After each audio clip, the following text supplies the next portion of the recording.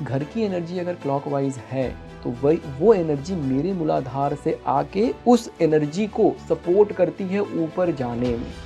अगर घर की एनर्जी एंटी क्लॉकवाइज हो गई तो क्या होगा कि अब मेरा घर जो सोर्स था पहले मुझे एनर्जी दे रहा था, अब वो सिंक हो गया, वहाँ पे कमी हो गई। लोग जो है मेन अपने घर के एंट्रेंस पे गणेश जी की फोटो लगा देते हैं, सोचते हैं कि बहुत शुभ बाहर की तरफ। हाँ, कहते हैं कि वो रिमूवर ऑफ ऑब्स्टिकल है, लेकिन गणेश जी पहरेदार नहीं। ठीक है, लाल जो कलर है, लाल कहीं ना कहीं डेंजर दिखाता है। लाल जो है बहुत ही ज़्यादा एरोगेंट कलर उसको कहना चाहिए कि ऐसा कलर है। लेकिन घर में जो मंदिर है उसमें ज़्यादातर हम लाल चुन्नी, लाल कपड़ा और ऐसी चीज़ों का इस्तेमाल ज़्यादा करते हैं। ये बैलेंस क्रिएट करना है। तो घर हमसे कैसे इंटरेक्ट करता है? तो घर हमसे उन पंच तत्वों के आधार पे ही इंटरेक्ट करता है, और उस पंच तत्व से फिर मेरी प्रकृति डिफाइन होती है। मेरे अंदर रजस, सत्व, तमस जो ये गुण मेरे अंदर आते हैं वो ये 5 एलिमेंट से ही आते हैं। तो इस तरीके से मेरे घर ने मुझे इम्पैक्ट किया।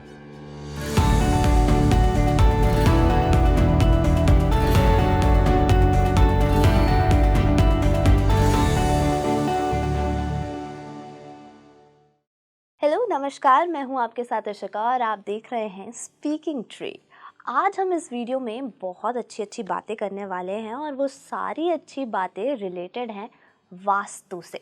वास्तु कैसा होना चाहिए, घर का वास्तु दोष अगर आपके पास है तो उसे कैसे ठीक किया जाए, और साथ ही जो आप छोटी मोटी गलतियां इंसान होने के नाते करते रहते हैं उसको कैसे ठीक किया जाए।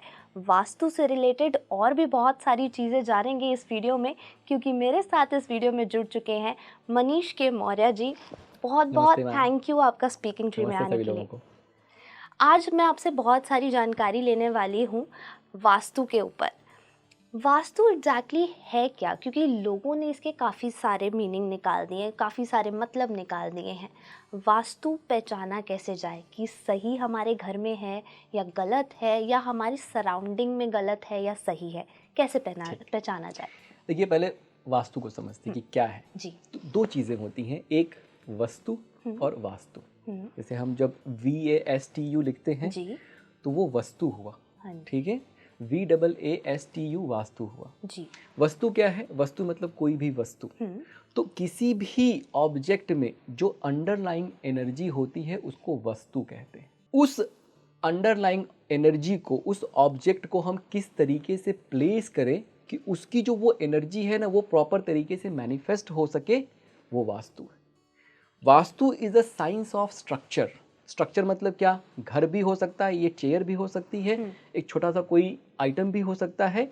तो जैसे हमारा ये मानना है कि हर चीज के अंदर प्राण ऊर्जा होती है। हम कहते हैं ना, हर कोई भी, चाहे वो निर्जीव हो सजीव हो, सब में प्राण ऊर्जा होती है। तो जो वो प्राण ऊर्जा है वही अंडरलाइन जो है एनर्जी है उस ऑब्जेक्ट में। अब उस ऑब्जेक्ट को मैं अपने घर में किस तरीके से प्लेस करूं कि वो घर की जो एनर्जी है उसको वो डिस्टर्ब ना करे, बल्कि उसको और इनहेंस करे, यही वास्तु है। बैलेंस के साथ वो इनहेंस करे। यस। वो ज़्यादा एक्चुअली बहुत सारी चीज़ें लोग करते हैं। वास्तु वो समझते हैं कि अगर वास्तु दोष है तो हम सारी रेमेडीज़ कर लें, हम ये भी ले आएँ घर में, हम वो भी ले आएँ, तो कहीं ना कहीं बैलेंस आउट हो ही जाएगा। लेकिन कहीं ना कहीं हम एनर्जीज़ पे बात नहीं कर पाते फिर कि एनर्जीज़ भी मैटर करती हैं। अगर हम कोई चीज़ घर में ला रहे हैं दैट मीन्स उसकी एनर्जी भी साथ में आ रही है। तो ऐसी कौन सी चीज़ें हैं जो घर में हमें रखनी चाहिए अच्छे वास्तु के लिए, और कौन सी चीज़ें हैं जो डेकोरेशन के नाम पे हम ले आते हैं और जो नहीं रखनी चाहिए? देखिए, एक चीज़ पहले ये समझते हैं ना कि जब आपने एनर्जी की बात की जी, तो घर की जो एनर्जी है ना वो क्लॉकवाइज होनी चाहिए, ठीक। वास्तु का सिर्फ इतना ही पर्पज़ है। क्यों क्लॉकवाइज होनी चाहिए? हमारा जो अर्थ है वो नॉर्थ एंड साउथ एक्सिस पे क्लॉकवाइज मूव कर रहा है, क्लॉकवाइज चलता है। तो एक कंसेप्ट है मोमेंटम का, है ना। मोमेंटम का मतलब हुआ कि अब अर्थ पे जितनी भी चीज़ें हैं उनके अंदर ऑलरेडी एक क्लॉकवाइज मोमेंटम मेंटेन है। मान सकते हैं इस चीज़ को। तो अगर हमने एक प्लॉट का छोटा सा टुकड़ा भी कट कर लिया, जब हमारा घर बनता है तो उस घर में भी एक क्लॉकवाइज मोमेंटम मेंटेन है। लेकिन आप मोमेंटम को थोड़े आसान भाषा में समझा पाएंगे तो वो ज़्यादा हमारे व्यूअर्स के लिए अच्छा मोमेंटम का मतलब हुआ कि जैसे एक आप कह सकते हैं कि एक अदृश्य फोर्स, जिसको हम कह सकते हैं कि हमारे घर के अंदर एक क्लॉकवाइज एनर्जी मूव कर रही है, ठीक है। घर हमारा है तो उसके अंदर एक एनर्जी होगी, वो एनर्जी क्लॉकवाइज मूव करती है। अब वास्तु प्रिंसिपल ये कहता है कि अगर आप अपने निर्माण को इस तरीके से करते हैं, घर में जो लाई चीज़ें आप इस तरीके से रखते हैं कि वो उस क्लॉकवाइज एनर्जी को सपोर्ट करे, तो आपका वास्तु अच्छा है। अगर घर की एनर्जी क्लॉकवाइज से एंटी क्लॉकवाइज हो गई, ठीक, तो घर में वास्तु दोष है। इसका मतलब है कि अच्छा क्यों क्लॉकवाइज, जो हमारा शरीर है ना, हमारे शरीर में भी क्लॉकवाइज एनर्जी मूव कर रही है, ठीक है। और एक कंसेप्ट ऑफ मैग्नेटिज्म से ये होता है कि जो ऊर्जा हमारे मूलाधार पे बैठी है उठ के वो हमारे आज्ञा चक्रा पे आती है, ठीक। और ये क्लॉकवाइज मोमेंटम, मतलब जिस तरीके से हम ब्रीथ करते हैं उससे ये सारी चीज़ें डिफाइन होती हैं। ओके। घर की एनर्जी अगर क्लॉकवाइज है तो वही वो एनर्जी मेरे मूलाधार से आके उस एनर्जी को सपोर्ट करती है ऊपर जाने में। अगर घर की एनर्जी एंटी क्लॉकवाइज हो गई तो क्या होगा कि अब मेरा घर जो सोर्स था पहले मुझे एनर्जी दे रहा था, अब वो सिंक हो गया, वहाँ पे कमी हो गई। कमी का मतलब क्या हुआ कि अब आपकी जो ऊर्जा ऊपर उठनी चाहिए वो नीचे की तरफ जा रही है। तब आपके जीवन में परेशानियां आती हैं, रोग विकार। देखिए वास्तु का मतलब ये नहीं है कि वास्तु का मतलब जीवन में जो भी होगा वो आपके माध्यम से आपकी ऊर्जा से होगा। वास्तु घर का सिर्फ इतना करता है कि उस ऊर्जा को या तो आपको वो सपोर्ट कर रही है या तो आपको वो सपोर्ट नहीं कर रही है। और वास्तु यही करता है, आपको वो प्रिंसिपल देता है कि यस, अगर आप अपने घर को इस तरीके से रखेंगे, ऐसे बनाएंगे तो आपको सपोर्ट मिलेगा, नहीं तो फिर सपोर्ट नहीं मिलेगा। अब उस पे आते जो आपने कहा कि क्या ऑब्जेक्ट रखने चाहिए, क्या ऑब्जेक्ट नहीं रखने चाहिए, ठीक। कोई भी ऐसी पेंटिंग जो डरावनी हो, जो जिसके मैसेज अच्छे ना हो, या जैसे हम घर में नहीं भगवान की बहुत सारी पेंटिंग लगा देते हैं, वो नहीं होनी चाहिए कि चारों तरफ भगवान हाँ ना हो। ये अच्छा नहीं है, क्योंकि देखिए भगवान, उनसे आप स्पिरिचुअली कनेक्ट करते हैं। जब भी हम कोई चीज़ अपने घर में लगाते हैं ना, उसका सबकॉन्शियस माइंड पे मैसेज आता है। तो अगर हम ऐसी कोई पेंटिंग्स लगाते हैं जिसमें कोई डरावनी चीज़ें हैं, तो फिर वो आपके सबकॉन्शियस माइंड में रिकॉर्ड होती है, वो आपको प्रॉब्लम क्रिएट करती है, ठीक है। ऐसे अगर भगवान की पिक्चर आप मंदिर में लगाइए, नॉर्थ ईस्ट में अगर मंदिर है या वेस्ट में अगर मंदिर है वहाँ लगाइए।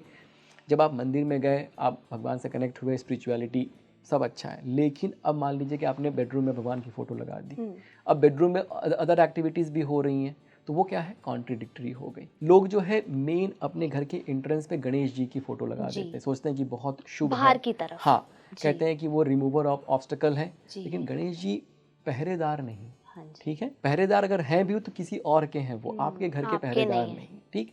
गणेश जी की फोटो कभी भी मेन एंट्रेंस पे नहीं लगानी चाहिए, वो बहुत बड़ा एक नेगेटिव, मतलब अगर आपको मेन एंट्रेंस पे कुछ लगाना है तो आप स्वास्तिक लगा दीजिए। स्वास्तिक क्या है, क्लॉकवाइज एनर्जी का प्रतीक है।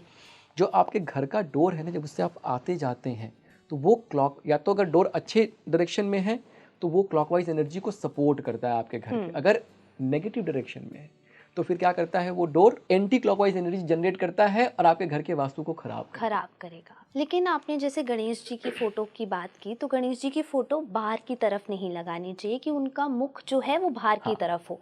अगर वो अंदर हम लगाते हैं, अगर गेट के अंदर लगे हुए हैं और मुख उनका घर की तरफ है, तो इसका क्या प्रभाव पड़ेगा? देखिए उसका भी प्रभाव अच्छा नहीं है।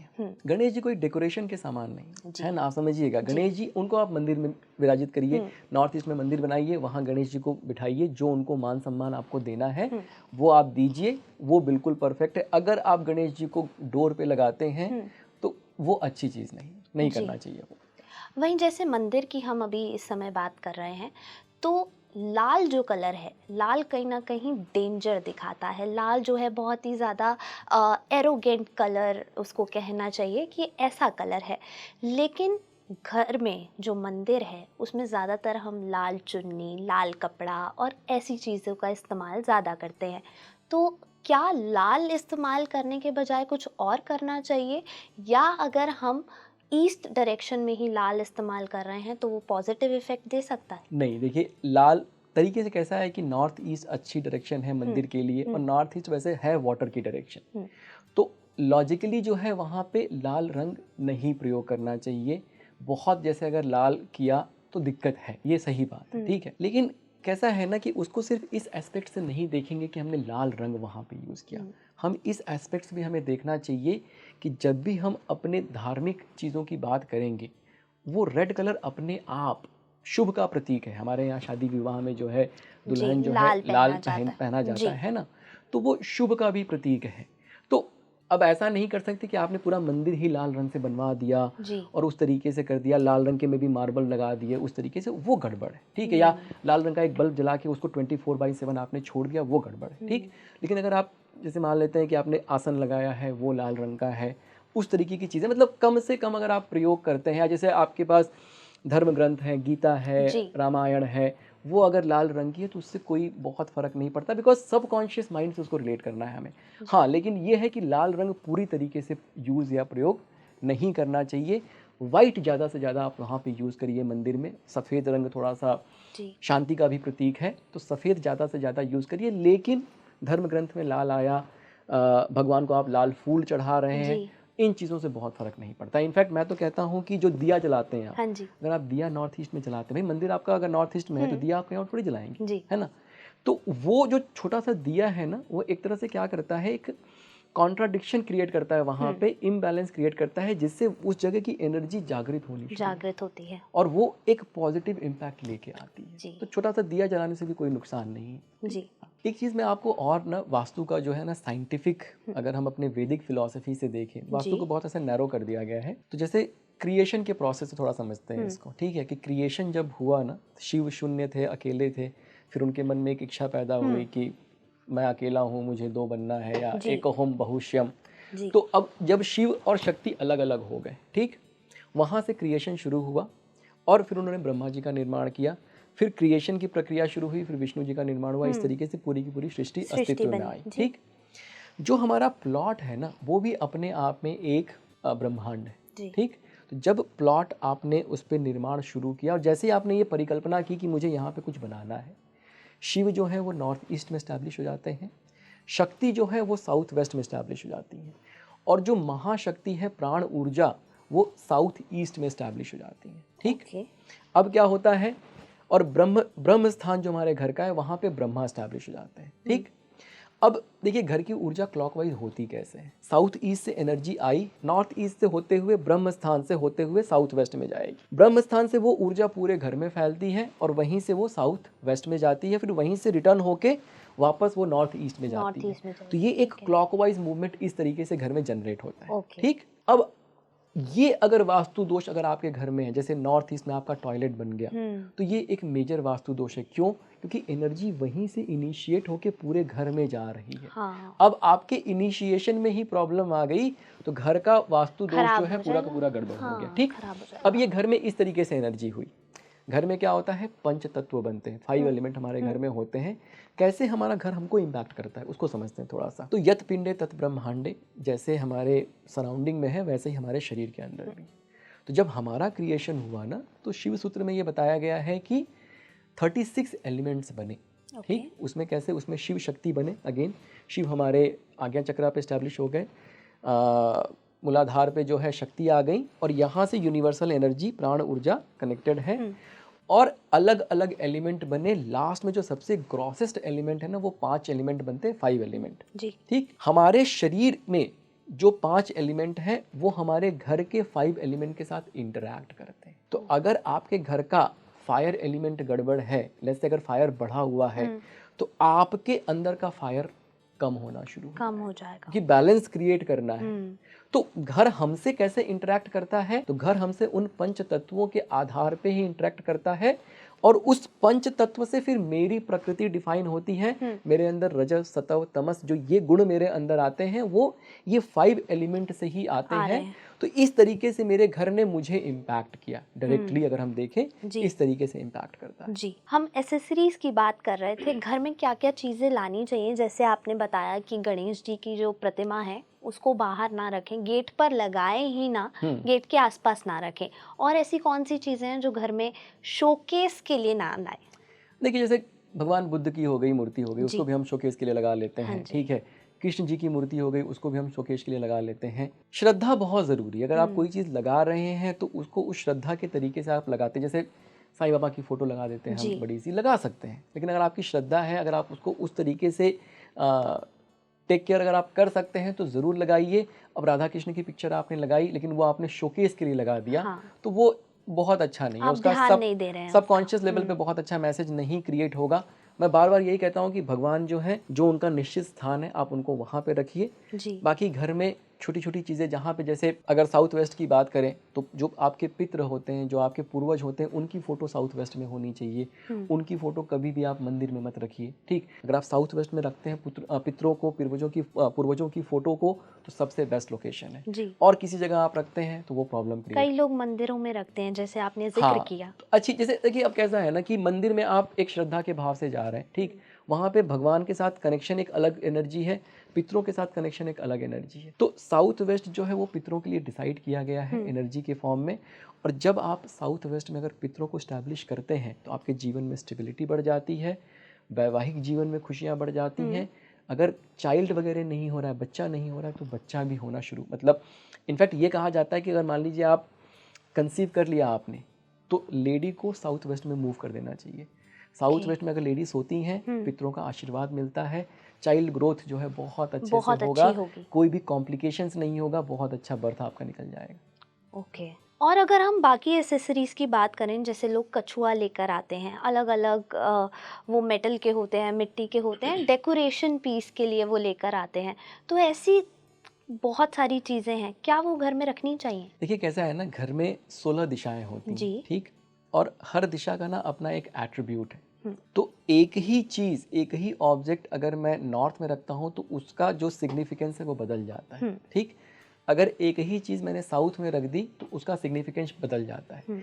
लेकिन सब कॉन्शियस लेवल पे मुझे ये पता है कि नहीं पता। मान लीजिए आप कछुआ लेके आए, आपने कहीं रख दिया घर में, तो उससे बहुत फ़र्क नहीं पड़ता है। लेकिन अब मैं कछुआ लेके आया, मान लेते जैसे मेरे ब्रह्म स्थान में मैंने सोफ़ा रख दिया है, ठीक, एकदम से वो ब्रह्म स्थान के ऊपर ही आ रहा है, तो मैंने अगर वहाँ पे कछुआ इंस्टॉल कर दिया तो अब वो ब्रह्म स्थान की रेमेडी हो गई, तो वो सबकॉन्शियस लेवल पे उस तरीके से काम करनी शुरू हो जाएगी, ठीक। आपने लाया और आपने रख दिया, उससे आप सबकॉन्शियसली बहुत कनेक्टेड नहीं है, तो उससे बहुत फ़र्क नहीं पड़ेगा। हाँ, कभी कभी नेगेटिविटी आ सकती है अगर वो स्पेसिफिक आइटम, जैसे अगर नेगेटिव है उस डायरेक्शन के लिए, जैसे मान लेते हैं कि आपने बड़ा सा कोई प्लांट लिया, आपने साउथ वेस्ट में इंस्टॉल कर दिया या साउथ ऑफ साउथ वेस्ट में इंस्टॉल कर दिया।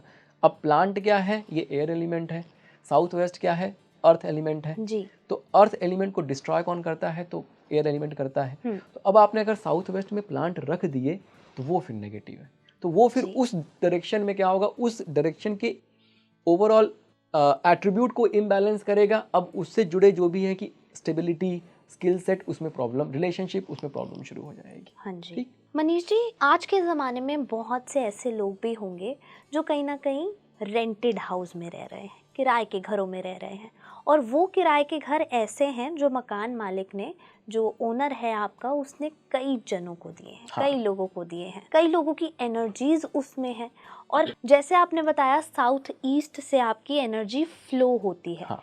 अगर वहाँ पे किसी ने बैक डोर बनवा लिया या बैक साइड है वो आपके घर की, लेकिन दरवाज़ा है, आना जाना वहाँ से हो रहा है, वो कितना इफ़ेक्ट करेगा?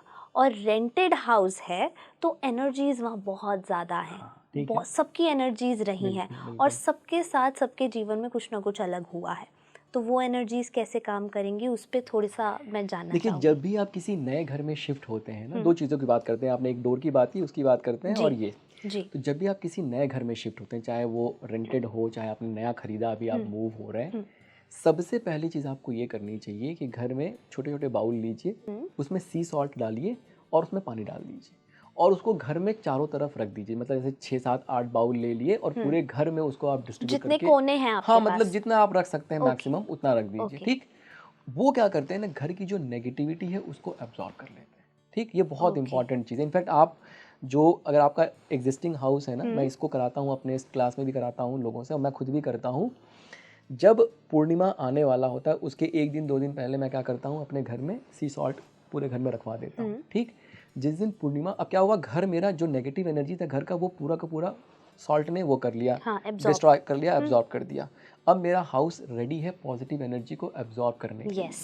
जब पूर्णिमा आती है ना, आप अपने घर के खिड़कियों, पर्दों को हटाइए, खुला रखिए थोड़ा, जो, क्योंकि देखिए ये यूनिवर्स से आप कनेक्टेड हैं। जो लूनर एनर्जी है ना, यूनिवर्स आपको अपॉर्चुनिटी देता है कि हर 15 दिन में तुम जो है अपने घर को पॉजिटिव हर 30 दिन में तुम अपने घर को पॉजिटिव कर सकते हो। हाँ, अपने आप को पॉजिटिव। हाँ, हाँ। तो अब आपने वो नेगेटिविटी हटा ली, आप जो है पूरे घर को ओपन रखिए। जिस दिन पूर्णिमा की रात है, घर में पॉजिटिव एनर्जी आने दीजिए। इसके साथ साथ भीमसेनी कपूर आता है। कपूर बहुत तरह के आते हैं, जो भीमसेनी है वो शुद्ध होता है।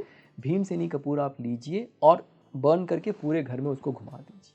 अगर आपने ये 3 चीज़ें कर ली, घर की जितनी भी नेगेटिविटी है, उसमें कोई और रह के गया है, जैसे आपका घर बनता है ना, उसमें कितने सारे मजदूर काम करते हैं, सब कुछ होता है, ये सब खत्म हो जाएगा। और ये आप चाहें तो एवरी 30 डे पूर्णिमा से पहले एक रिचुअल बना लीजिए कि एक दिन पहले आप घर में वो सेंधा नमक रखेंगे 24 आवर, ताकि घर की नेगेटिविटी खत्म हो जाए।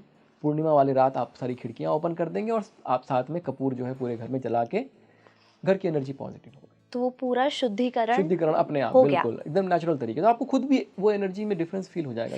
बिल्कुल फील हो जाएगा जी। दूसरा आपने बात किया दरवाजे वाली बात। हाँ जी। देखिए कैसा होता है ना, घर में जैसे मैंने कहा ना 16 दिशाएं होती हैं। हर दिशा को हम 2 भाग में डिवाइड करते हैं। तो जैसे अगर नॉर्थर्न डायरेक्शन है, साउदर्न डायरेक्शन है, ईस्टर्न वेस्टर्न, तो उसमें क्या होता है ना कि टोटल 8 हिस्से बनते हैं सेंटर से। जैसे ये मिथ है ना कि नॉर्थ का एंट्रेंस बहुत अच्छा होता है, ईस्ट का एंट्रेंस बहुत अच्छा होता है, साउथ का गड़बड़ है, वेस्ट का गड़बड़ है। आप एक चीज़ ये नोट करिएगा कि जितने भी सुपर डुपर रिच लोग हैं उनका साउथ का एंट्रेंस होगा। ठीक है, बिना उसके आप सुपर डुपर रिच बन नहीं सकते। ठीक है। तो लेकिन क्या होता है, जब हम सेंटर से अपने घर के, जैसे मान लीजिए नॉर्थ है मेरा पूरा का पूरा, उसको मैंने अगर 8 हिस्से में डिवाइड किया, तो जो उसमें तीसरा और चौथा हिस्सा होता है वो पॉजिटिव एंट्रेंस है, और बाकी के जितने हिस्से हैं ना वो नेगेटिव एंट्रेंस। हर डायरेक्शन में यही होता है। तो चाहे आपका नॉर्थ का एंट्रेंस है, अगर वो तीसरे चौथे हिस्से में नहीं आता है तो फिर वो नेगेटिव है, अगर तीसरे चौथे में आता है तो पॉजिटिव। जो साउथ ईस्ट की आपने बात की, अब वहां पे वो एंट्रेंस का फॉर्मूला अप्लाई होगा, तो वहां पे वो एंट्रेंस अच्छा नहीं है। साउदर्न डायरेक्शन में जो साउथ आपका 180 डिग्री पे आता है, उससे 22.5 डिग्री जब पीछे जाते हैं, वो अच्छे एंट्रेंस को मार्क करता है। तो south is not a good entrance, तो उसके जो नेगेटिव इम्पैक्ट है वो आपके लाइफ में फिर देखने को। मनीष जी, एक और चीज़ मैं यहाँ पे जोड़ना चाहूँगी। हमने बहुत दफ़ा ये देखा है, शायद हमसे भी कई बार ये चीज़ हो जाती है कि जब हम दिवाली के मौके पर या किसी ख़ास मौके पर घर में आम के पत्ते लगाते हैं, और हम उसको बहुत पॉजिटिव मानते हैं। अपनी एंट्रेंस पे हम बेसिकली जहाँ भी हमारा दरवाज़ा है, चौखट है, उस पे उसको लगाना प्रेफर करते हैं, लेकिन हम उसको साल भर वहीं रहने देते हैं। अगली दिवाली पर उसको बदला जाता है। तो कितने टाइम तक हम उसको रखें कि उसकी एनर्जी उतने टाइम तक रहती है, वो मैं आपसे जानना चाहूँगी। साथ ही वो कितना इम्पॉर्टेंट है घर में रहना, वो भी मैं आपसे जानना चाहूँगी। देखिए कैसा है ना, वो पता है आया कहाँ से जी, मतलब why do we do that.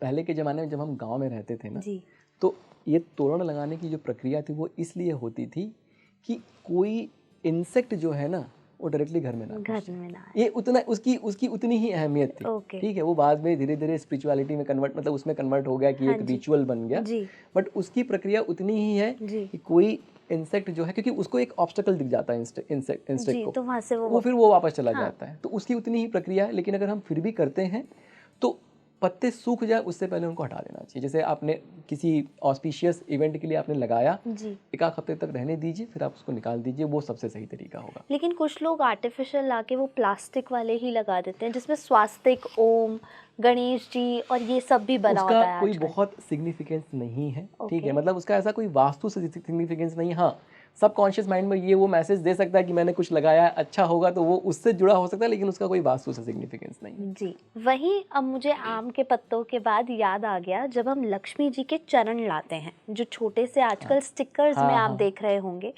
वो हमें किस डायरेक्शन में लगाने चाहिए अगर हम ला रहे हैं, और दूसरी कितना इम्पॉर्टेंस वो रखते हैं? क्या हमें वो घर के बाहर रखने चाहिए कि अंदर आते हुए पैर वो नज़र आए, या हमें वो सिर्फ और सिर्फ मंदिर में रखने चाहिए? देखिए कैसा है ना कि ये जो लक्ष्मी जी के पैर आज से 10-20 साल पहले नहीं लगते थे घरों में, ठीक है, तो ये मॉडर्नाइजेशन हो गया है, उसका कोई बहुत सिग्निफिकेंस नहीं। हाँ, एक वो प्रतीक है कि आपने लगाया कि घर में हमारी लक्ष्मी जी आ रही हैं दिवाली के टाइम पे, तो अगर करना भी चाहते हैं ना, तो वो उसको जो चिपकाने वाली चीज़ है ना उसको मत करिए, क्योंकि कभी आपके पैर भी उस पर चले जाएंगे, है ना।